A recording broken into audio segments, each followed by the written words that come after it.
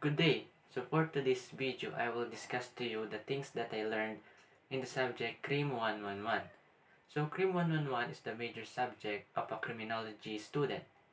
And for today's video, I will discuss lesson 1, which is understanding the criminology. So the content of this lesson is the brief history of criminology, origin of the word criminology, definition of criminology, science or fields in the study of crimes, other subfields or perspectives in criminology, objects of interest in criminology, criminological classification of crime, legal classification of crime, criminals, criminal behaviors, criminological classification of criminal, and the victims. So in this video, we will tackle the parts of understanding the criminology. So what is criminology? Criminology is the study of crimes, criminals, and criminal behaviors. And criminology was started at Europe, and the Latin word of crime is crimen and logia. The word crimen means accusation, and when we say logia, it means the study of. Paulo Topinard used the analogous French term criminology, while Rafael Garofalo, the father of modern criminology, coined the word criminology. Republic Act 6506, known as Act creating the Board of Examiners for Criminologists in the Philippines and for other purposes. PCCR, or also known as Philippine College of Criminology, is the first college who offers criminology in the country.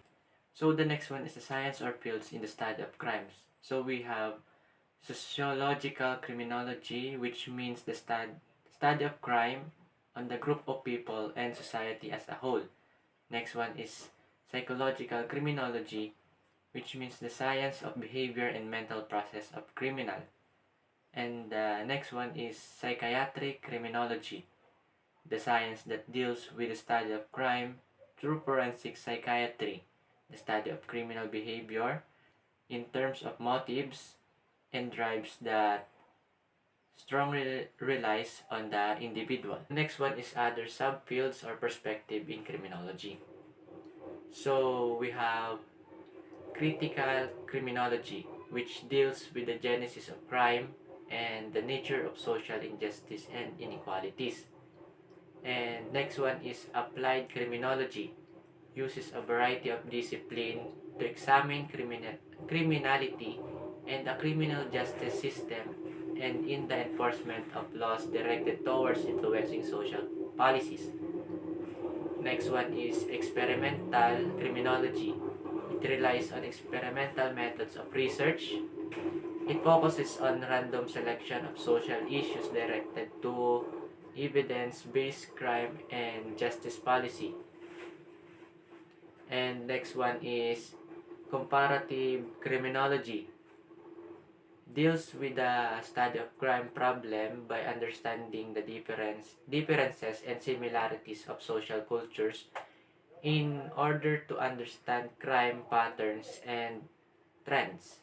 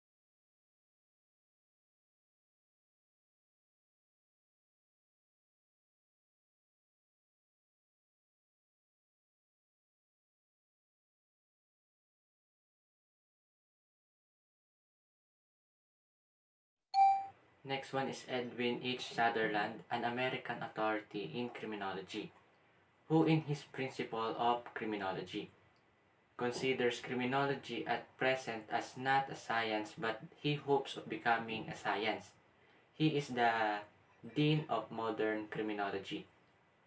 Next one is George L. Wilker, argued that criminology couldn't possibly become a science. Accordingly, general propositions of universal validity are the essence science, such as prostitution can be made only regarding stable and homogeneous units but varies one time to other. Next one is Cesar Beccaria, known for his book, An Essay of Crimes and Punishment, advocated and applied doctrine of penology, that is to say make punishment less arbitrary and severe. So next one is division of criminology. The first one is criminal etiology. It is the scientific analysis of the causes of crime. Next one is sociology of law. It is the study of law, its nature, and its application. Next one is penology or correction. It is the study that deals with punishment and the treatment of criminals. Then we have criminalistic or forensic science, which is the study that deals with identification, examination, analysis, and interpretation of physical evidences. Then we have nature of criminology. One is an applied science. Anthropology, psychology, sociology, and other natural science may be applied in the study of the causes of crimes, while chemistry, medicine, physics, mathematics, etc. may be utilized in crime detection. Next one is a social science. In as much as crime is a societal creation and it exists in a society, its study must be considered a part of social science. Next one, we have dynamic. Dynamic is a criminology change as social condition changes. It also means that the progress of criminology is concordant with the advancement of other sciences that have been applied to it. And lastly, we have nationalistic. The study of crime must always be in relation with the existing criminal law in the territory. So we have objects of interest in criminology. Number 1, crimes may be defined as an act or omission in violation of criminal law on its legal point. Next one is an antisocial act, an act that is injurious. Next one is psychologically, because it is an act which is considered undescribable due to behavioral maladjustment of the offender. So, crime is also a generic name that refers to offense. So, offense is an act or omission that is punishable by special laws such as Republic Acts, presidential decrees, executive orders, and memorandum, curriculars, and rules and regulations. Next one is felony. It's an act or omission that is punishable by the RPC or the Revised Penal Code. Next one is delinquency or misdemeanor. It is an act that are in violation that is committed by the minor offenders. And lastly, we have infraction of laws, acts that are in violation of ordinances. So next one is criminological classification of crime. So first one is accusative and extinctive crimes. So when we say accusative crime, this is a crime is one which when committed, the offender acquires something as a consequence of his criminal act, while extinctive crime is one which when the result of criminal act is destruction. So next one is seasonal and situational crimes. Seasonal crimes are those that are committed only at certain period of the year, while situational crimes are those that are committed only when a given situation conducive to its commission. And next one is episodic and instant crime. When we say episodic, this is a crime that is this is a crime or serial crime. They are committed by series of acts within a lengthy space of time, while instant crimes are those that are committed the shortest possible of time. So next one is static and continuing crimes. When we say static crimes, these are crimes that are committed only in one place, while Continuing crime are crimes that are committed in several places. Next one is rational and irrational crimes. When we say rational, it is a crime are those committed with intent. Offender is in full possession of his mental faculties, capabilities, while irrational crimes are committed without intent. The offender does not know the nature of his act. Next one is white collar and blue collar crimes. When we say white collar crimes, it is committed by a person of responsibility and of upper socioeconomic class in the course of their occupational activities, while blue collar is a crime that is committed by ordinary professionals to maintain their livelihood. Next one is upper world and underworld crimes. Upper world crimes are those committed by individuals belonging to the upper class of the society, while underworld crimes are committed by members of the lower or underprivileged class of society. Next one is crime by imitation and crimes by passion. Crimes by imitation are crimes committed by merely duplication of what was done by others. Then, while crimes by passion are crimes committed because of the fit of great emotions. So next one is legal classification of crimes. So the first one is crimes against national security and the law of nations. Example is treason, espionage, and piracy. Next one is crimes against the fundamental law of the state. Example is arbitrary detention and violation of domicile. Next one is crimes against public order. Example is rebellion, sedition, and coup d'etat. Next one is crimes against public interest. Example is forgery, falsification, and fraud. Next one is crimes against public morals. Example is gambling and betting. Offense against decency and good customs like scandals, obscenity, and prostitution. Next one is crimes committed by public officers. Example is malfeasance and misfeasance. So next one is crimes against person. Example is murder, rape, and physical injuries. Next one is crimes against properties. Example is robbery and theft. Next one is crimes against personal liberty and security. Example is illegal detention, kidnapping, trespass to dwelling, threat, and coercion. Next one is crimes against chastity. Example is concubinage, adultery, seduction, abduction, and acts of lasciviousness. And next one is crimes against civil status of persons. Example is bigamy and other illegal marriage. Next one is crimes against honor. Example is libel and oral defamation. And next one is quasi-offenses or criminal negligence. Example is imprudence and negligence. So what is a criminal? Criminal is a person who has committed crime and has been convicted by a court of the violation of criminal law. Legal defamation, a person who violated a social norm or one who did an antisocial act.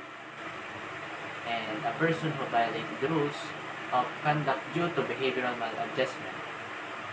So, next one is criminological classifications of criminals. Based on etiology, acute criminal is one who violates a criminal law because of the impulse or fit of passion. They commit passionate crimes. Chronic criminal is one who commits crimes acted in consonance of deliberated thinking. They plan the crime ahead of time and they are targeted offenders. Based on behavioral system, ordinary criminal is considered the lowest form of criminal in a criminal career. Does not stick the crime as a profession but rather push to commit crimes due to great opportunity. Next one is organized criminal. Organized criminal is one associates himself with another criminals to earn a high degree of organization to enable them to commit crimes easily without being detected by authorities. Next one is professional criminals. So, professional criminals is a person who is engaged in criminal activities with high degree. Based on activities, professional criminals is those who practice crime as a profession for a living.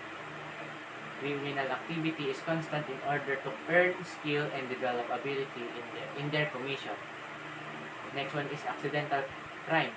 Criminals are those who commit crimes when the situation is conducive to its commission. And next one is habitual criminals are those who continue to commit crime because of deficiency of intelligence and lack of self-control. Based on mental attitudes, active criminals are those who commit crimes due to aggressiveness. Passive inadequate criminals are those who commit crimes because they are pushed to it by reward or promise. Then social delinquents are criminals who are normal in behavior but defective in their socialization process or development. Based on legal classification, habitual delinquent is a person who within a period of 10 years from the date of his release or last conviction of the crimes of serious or less serious physical injuries, robbery, estafa, or falsification is found guilty of any of the said crimes or a third time offender. Then next one is recidivist, is one who at the time of his trial for one crime shall have been previously convicted by final judgment of another crime embraced on the same title of the revised penal code. So, criminal behavior is an intentional behavior that violates a criminal code. It also refers to the study of the human conduct focused on mental processes of the criminal. And lastly, we have the victims, or we can call it victimology. It is simply the study of victims of crimes and contributory role, if any, in crime causation. It is also the scientific process of gaining substantial amounts of knowledge on offender characteristics by studying the nature of victims.